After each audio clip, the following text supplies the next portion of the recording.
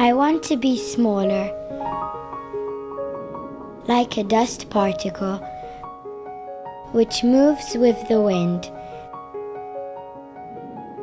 It goes everywhere. Can go and sit on the head of the king, or can go and fall at the feet of someone.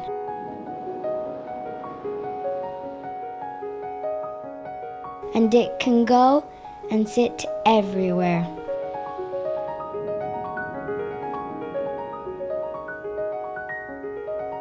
But I want to be a particle of dust that is fragrant, that is nourishing, that is enlightening.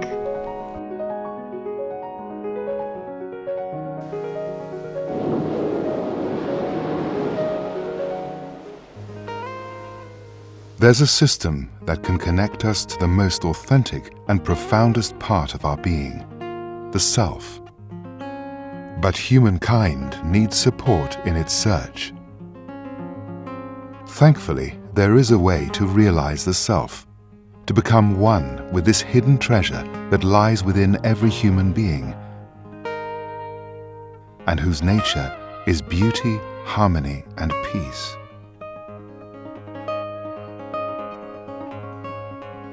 Sri Mataji Nirmala Devi was completely aware of this. Using her profound and innate knowledge, she studied all the different combinations and mechanisms that make up our human nature. That people used to get self-realization, all right. But one master had only one disciple.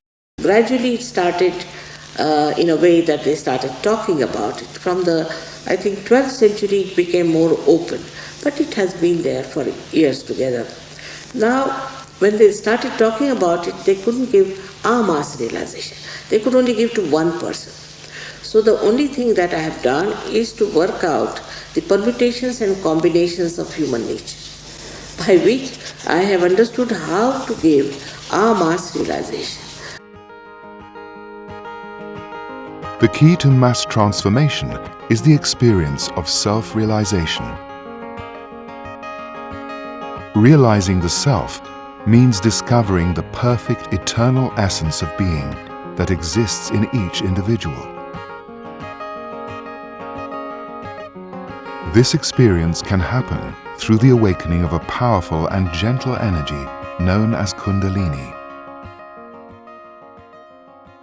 We have within us a power, I call it as Kundalini, which is kept in the triangular bone, which is sleeping there. So when you awaken that Kundalini, she passes through these various aspects of her life and she enlightens them. Not only enlightens them, but she binds them and makes them one. That is where we become above all these things and we become ourselves. This new state of being brings contentment and serenity, allowing us to understand ourselves with clarity and balance.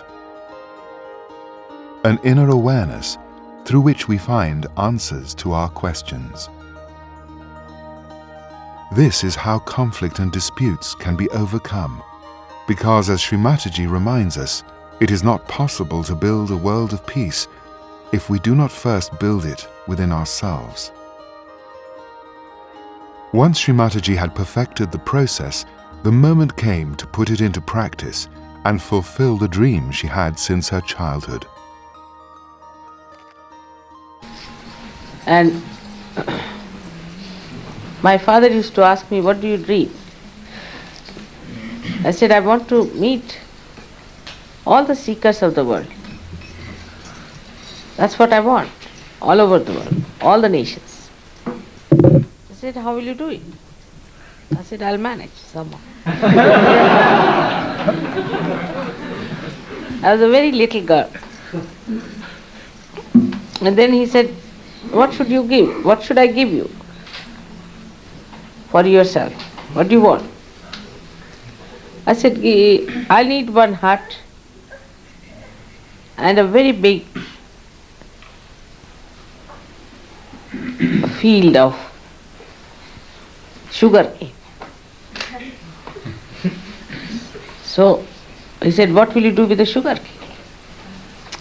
I said, from one sugar cane you can make 10 sugar canes. That's how I'll make many, many sugar canes. And that's how she began her mission, traveling around the world, meeting people of all ages, social standing, creed, and nationality. She was regularly invited to speak to the scientific community, academies, and political institutions, without ever neglecting the humblest communities in small villages and towns.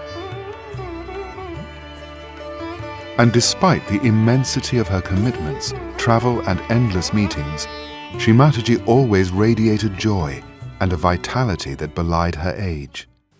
People say, you travel, travel. I never travel. I'm sitting here or sitting there. What is that? Where am I traveling? So you don't think on those lines. So thoughtless awareness is the first beautiful state you have to achieve.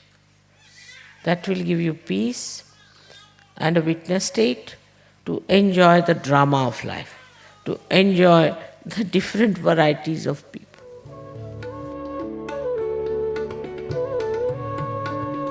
Many thousands have tried Sahaja Yoga, the meditation practice developed by Shri Mataji, and experienced that state of well-being where one is without thoughts, but at the same time aware and active.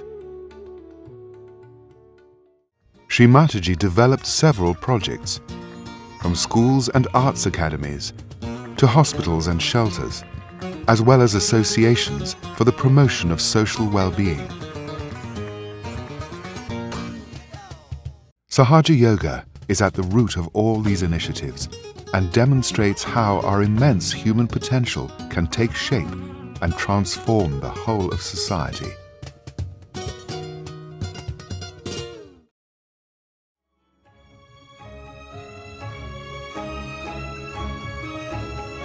Today, her message continues to spread far and wide, like a dust particle which moves with the wind and goes everywhere.